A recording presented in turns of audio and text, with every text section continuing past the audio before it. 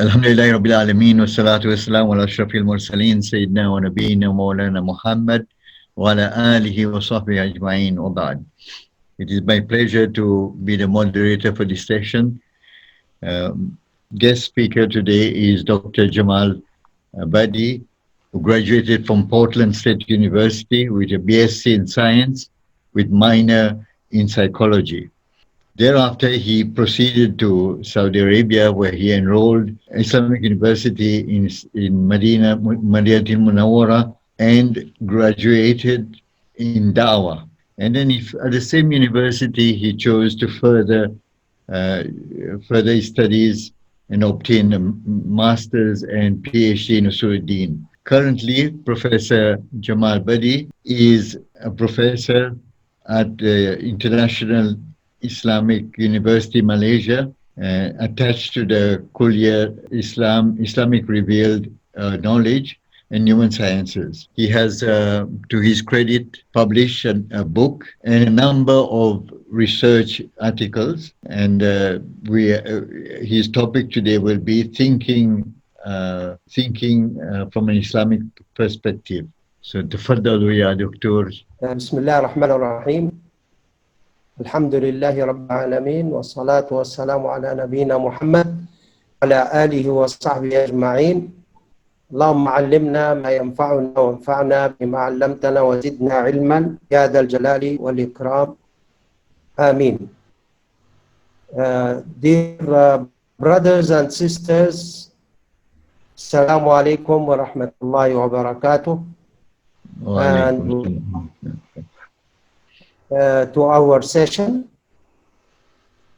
Our session is the topic, thinking styles in the light of the Quran.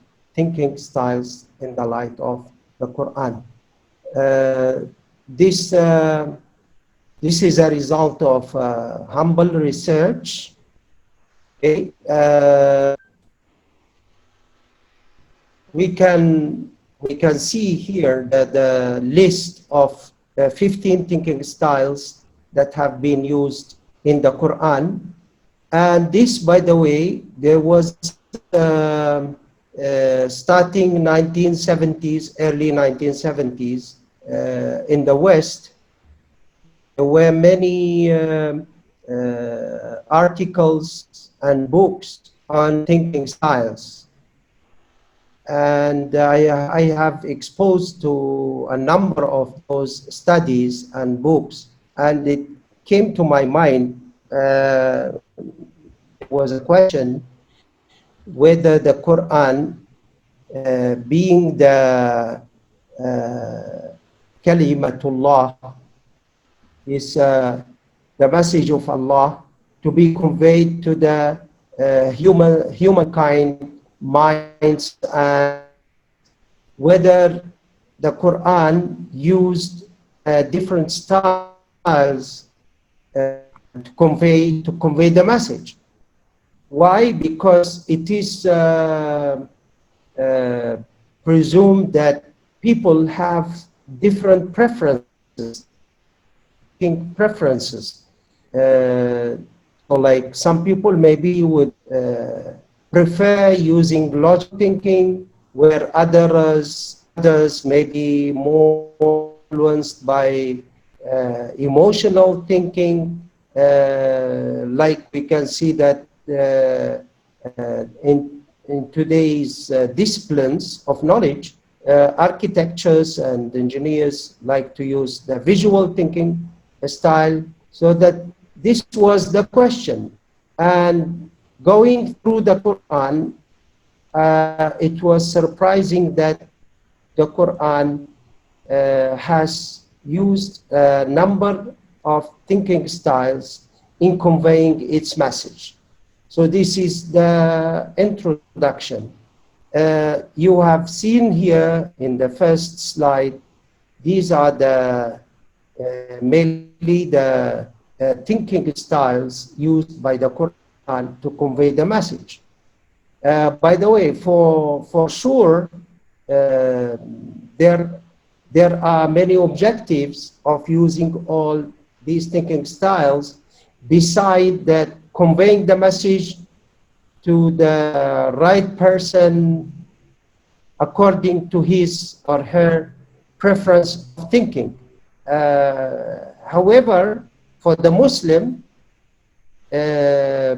being like exposed to the Quran, maybe finishes reciting the Quran once a month, supposedly, if he or she recites one juzu every day, he will be exposed to all these kinds of thinking styles. And there is another objective, that the thinking of the person exposed to different styles, the thinking will be enhanced. The person would have the maybe an ability to think in different modes. Okay. In this topic today, in our session and discussion, we'll point out those different styles so that we will become aware. So the objective of the topic is to make the participants aware of those styles, you know, and instead of waiting and figuring out or just guessing. By guessing, inshallah, the beauty of this session is to enable the participants to see, to expose to the different styles used by the Quran. And not only that, how they can identify different style based on context or based on terms, specific terms used by the Quran. This will help every one of us to easily identify those thinking styles, hopefully like in the next time we recite the Quran, and this helps us to have more contemplation and tadabbur to the Quran, what we recite. So let's, after this introduction, brief introduction, let's go to the these styles one by one. The first one is the inquisitive thinking style. And simply the inquisitive thinking style, it is the use of question. Simply is the use of question. And surprisingly, there are over 1,200 questions in the Quran. We can say this thinking style is one of the most used thinking styles in the Quran, since there is all these thinking questions in the Quran.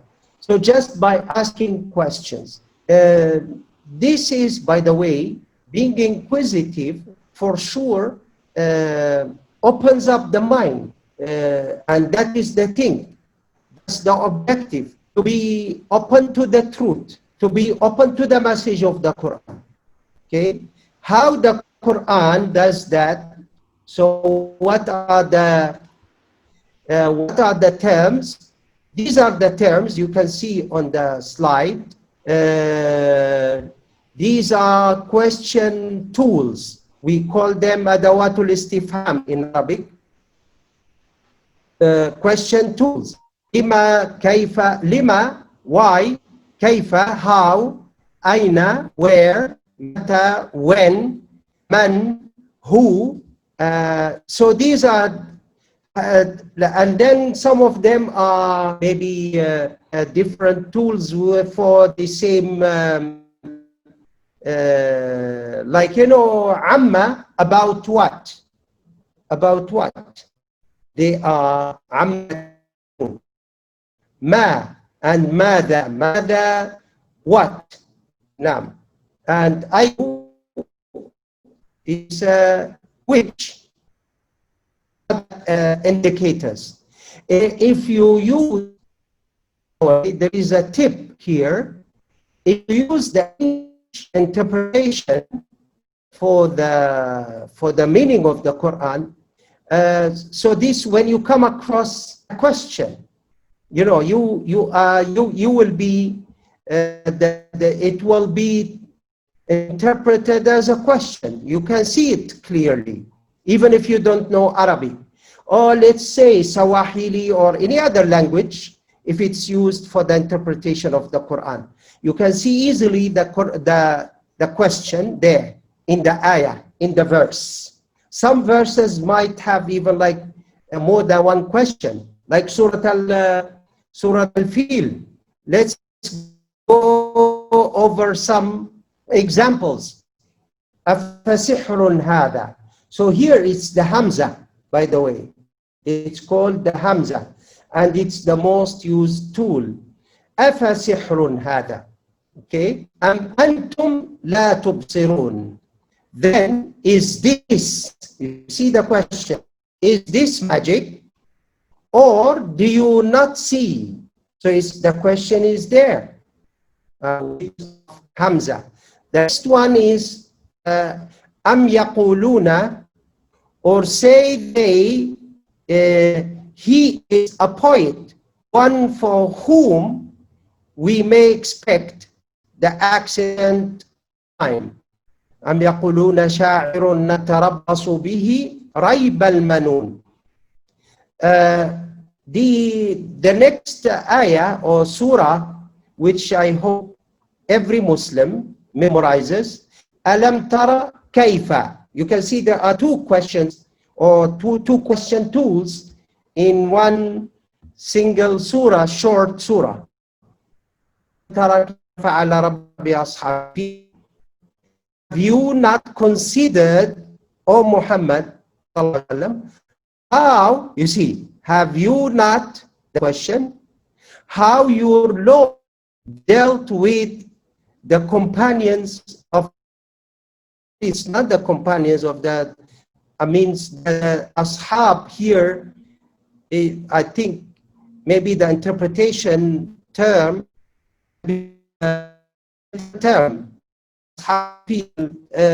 it's those who at that time, Abraha, the story, it's a story, is referring to that story, who tried to attack Al-Kaaba and destroy Al-Kaaba. They brought one big elephant and they tried to use it for this Al-Kaaba. Yes.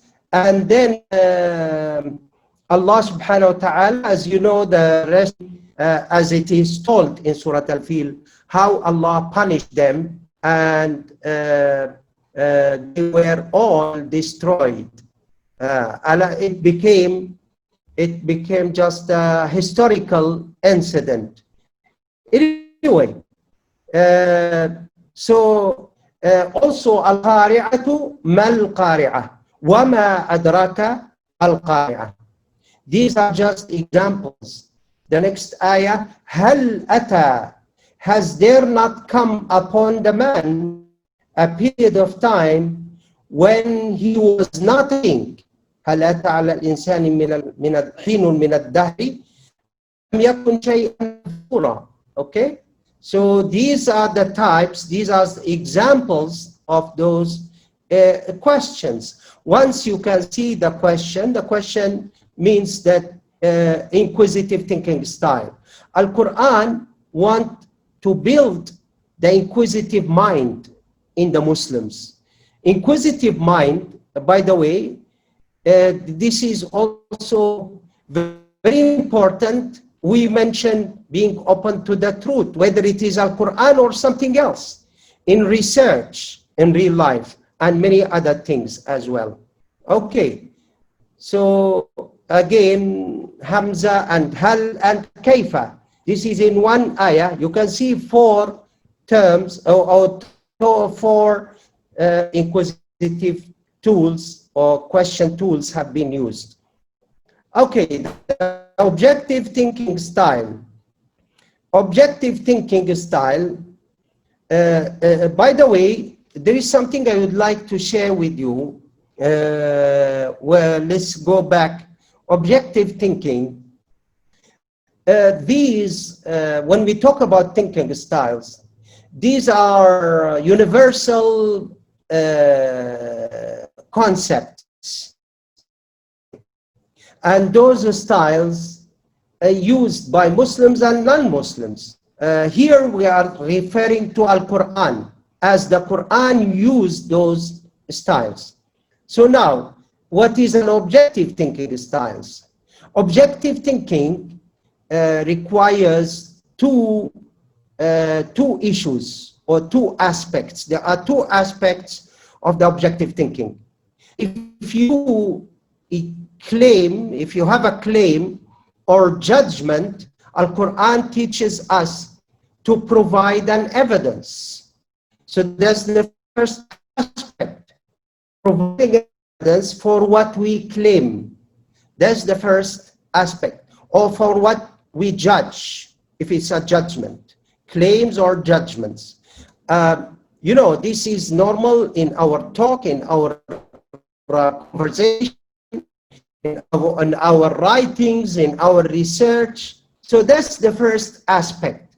The second aspect is to avoid prejudice, whims, lusts, misleading interest, we might say. So that is the second part.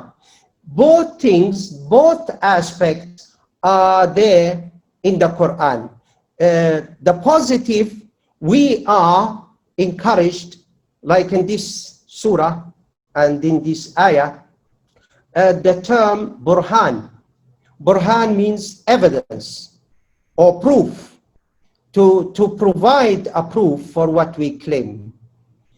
That is the first issue or example. The second one,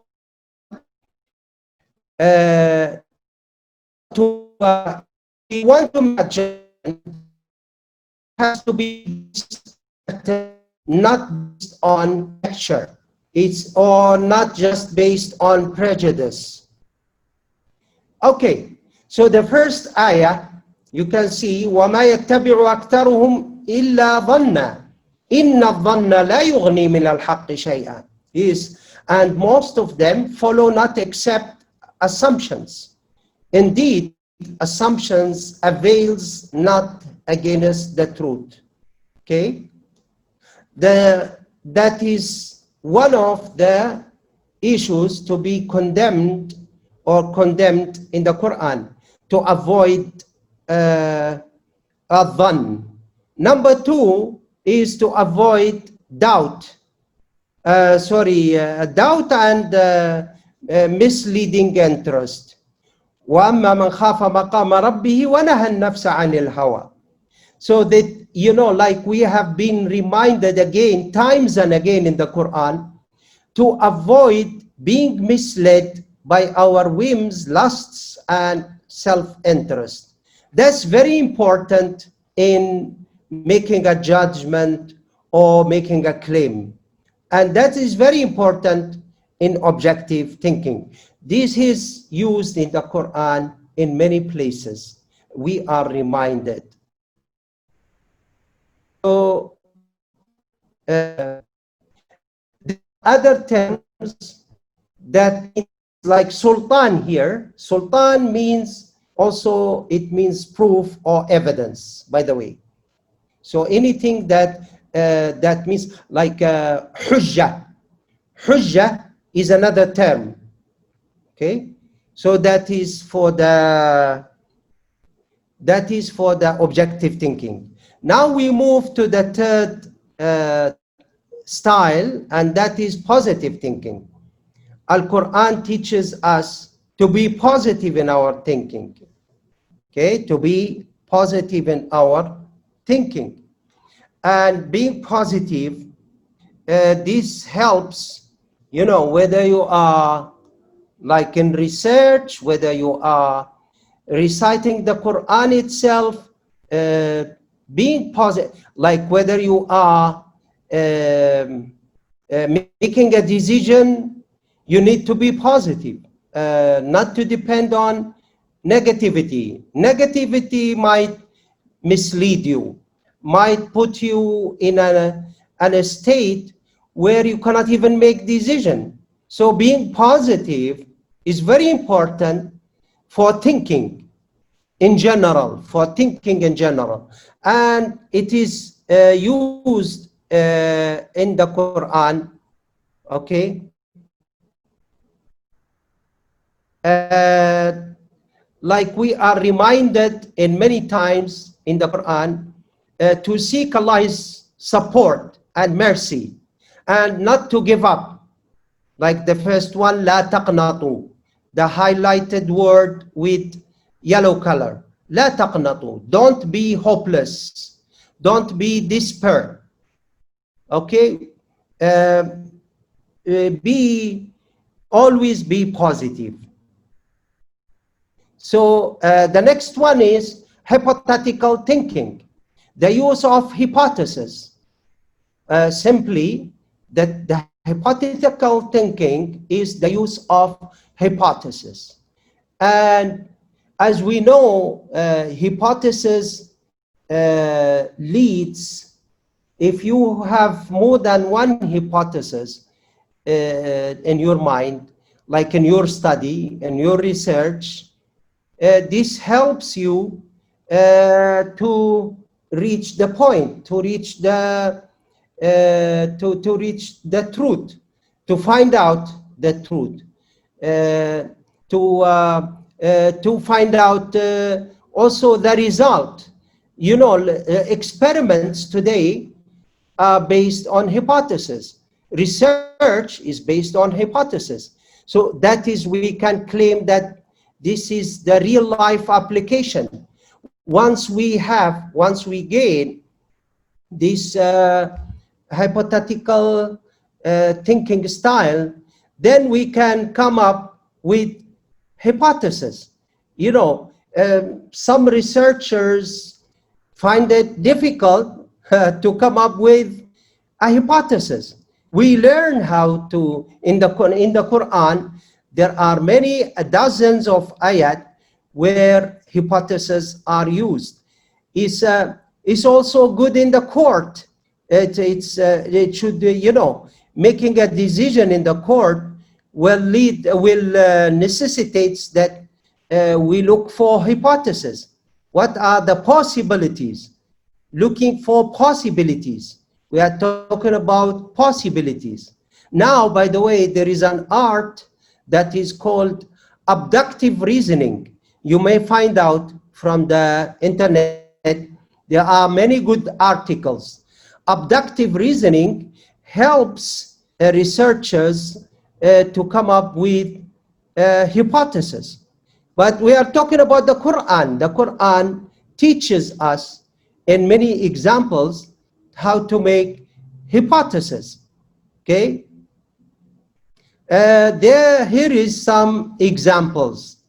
وإن كان قميصه قد من دبر فكذبت وهو من الصادقين. Okay?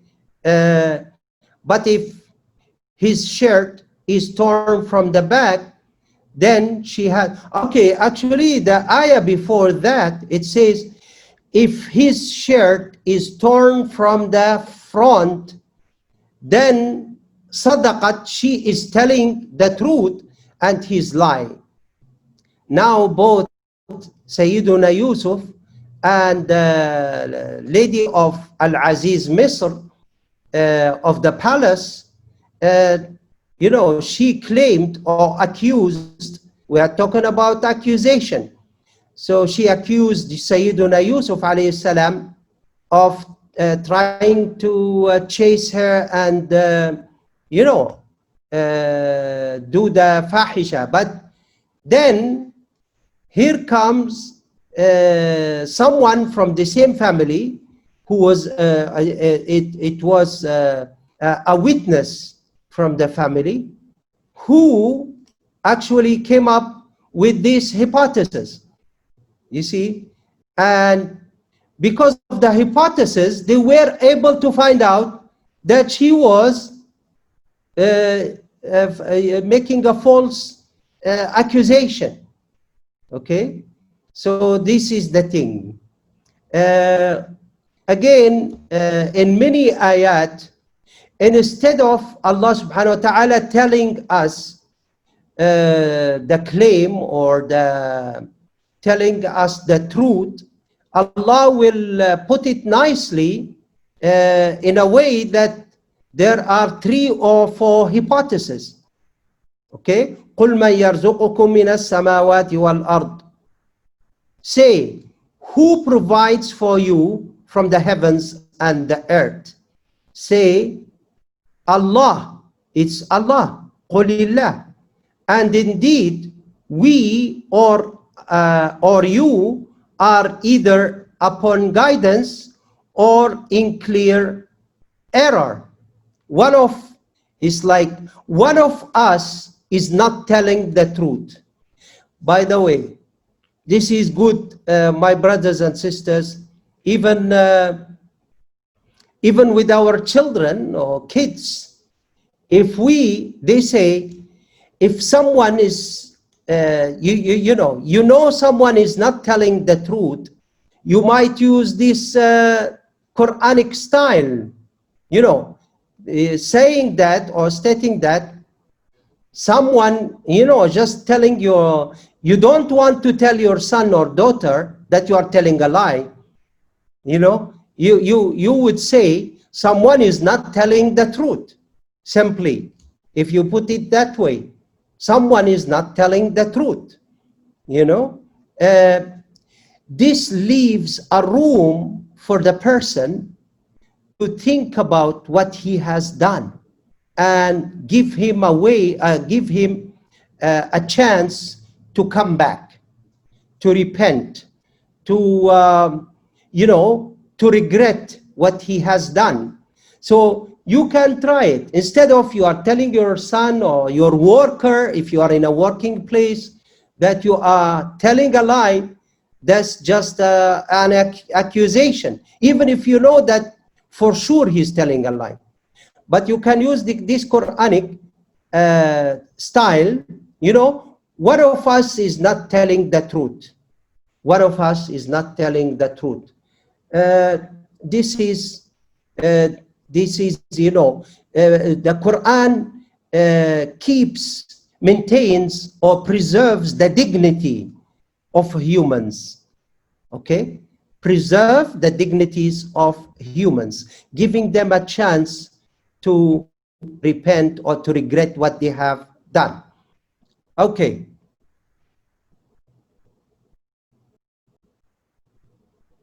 أفلا يتدبرون القرآن أم على قلوب أقفالها. So there are the indicators. We are talking about possibilities and scenarios. Whenever there are more than two or more scenarios, you are talking about hypotheses. Whenever there are in the context, there are usually there is the Quran uses or أو, or if, or if, what about if? So making a hypothesis, or it is this thing or that thing. Okay, so there could be some indicators here. In this case, for sure what we can say the indicator is actually the indicator is أو or am here, the Quranic, the Arabic term. Okay, or if. Okay, these are some, but you can figure it out by the context, and the context is like there would be more than one possibility, 2 or 3, sometimes 3 possibilities for something, as an answer for something. Okay, like in the story, the debate between Sayyiduna Ibrahim and his nation, who could be God. So like having a look at the moon, is this God? Could this be God? And then it disappears. And then looking at the sun, and etc. The story is known to all of us. So it's like a debate. It was a debate. So these are he's using the hypothetical, using hypothetical thinking style is very good in convincing, others, persuading or convincing others about the truth, about something, about a fact. You are talking about a fact. Yes. Okay, the next one is rational thinking style. The rational thinking style, you are talking about affirming the existence of Allah, to think rationally about the creation, what Allah created, in order to understand that He exists. These are some of the objectives. So like it's the use of argument. Rational thinking, you are talking about reasoning and the use of argument. Okay, using the argument. These are meanings of the word rational conceptuality. Okay. Usually context here, whenever there is a debate or dialogue, most likely is in the Quran, there are many dialogues and numerous dialogues. So usually the in dialogues, there could be either proving, you have either of one of two, proving an argument or disapproving an argument, disapproving a fallacy. So these are the uses of rationality, or rational, not rationality, rather rational thinking style. Okay, so either approving something, a fact or something that would, or an argument, or disapproving another faulty argument. This is an example here. One of the examples, by the way, here, this one I would like to share with you. This is at the end of Surah Yasin. All Muslims, maybe Alhamdulillah, memorize. So like, it's like a dialogue, or even like we can look at it as a debate between the Prophet Muhammad ﷺ and the Qurayshi. Okay, the story you may refer to the tafsir. Okay, someone went across or by cemetery, and he took bones of old bones, or the bones of us of someone who died a long time ago. So he took the bone and went to the Prophet ﷺ, and he crushed the bone, turning it into an ash. And then he started the debate. Oh Muhammad, do you think that your God would bring these bones again? So you see in Surah Yasin, so the Prophet ﷺ, Jibreel came with the Quran, and he said, who, the question, who, here, قُلْ يُحْيِيهَا, that the one who created it, the first place, would be able to create it again, to bring it back. who created this bone at the first place? So it was Allah. So you can see that through this dialogue, the hujjah, they call it establishing the evidence. Okay. We go to the reflective thinking. We might, I don't know, we have two choices, either to go over a little bit more faster, or we introduce half of the skills. That's what we have done with other, by the way, participants from other countries.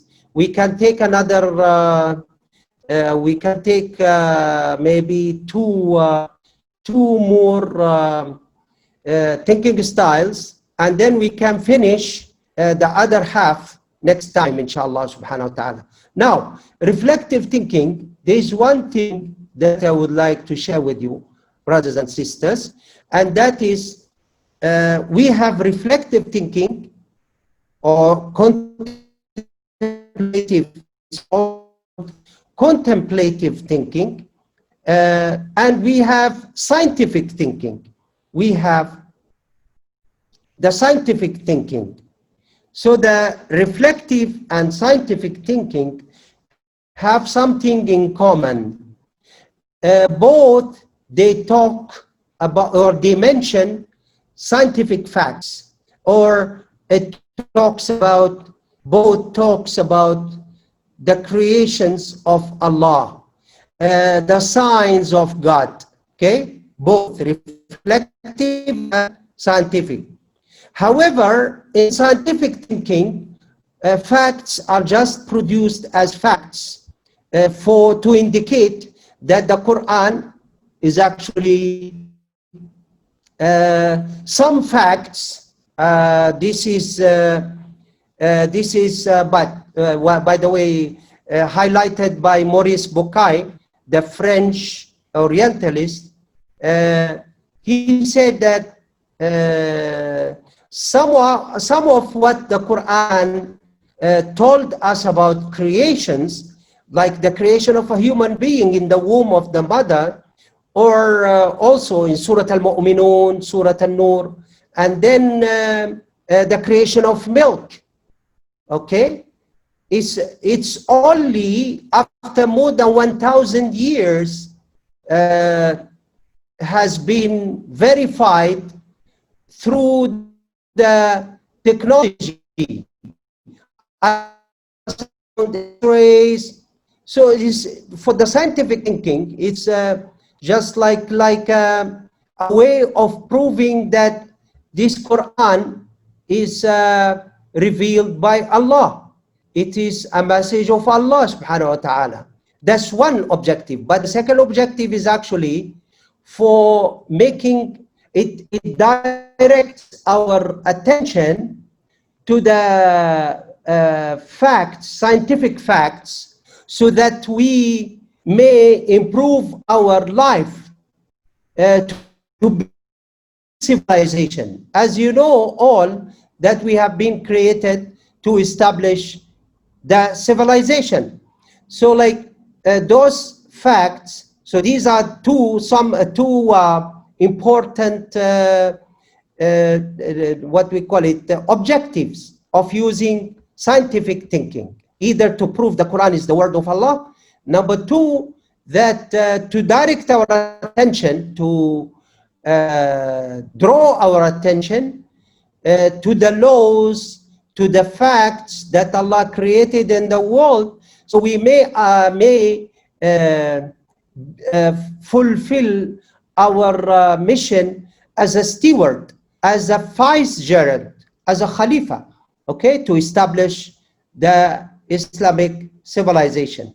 So that's for the, but for the reflective, there is one additional thing, and that is, which is different from the scientific, and that is the ayah, the verse, Quranic verse, will end with a thinking term. drawing our attention to contemplate. So clearly telling or drawing our attention to contemplate and reflect upon what we are being told when we are being told about the signs of Allah subhanahu wa ta'ala. Let's go through some examples. These are the what the reflection will lead to, by the way. Self-tranquility, remembrance of Allah, reminder of obligations, observing and noting and exploring the universe, appreciation of Allah creation.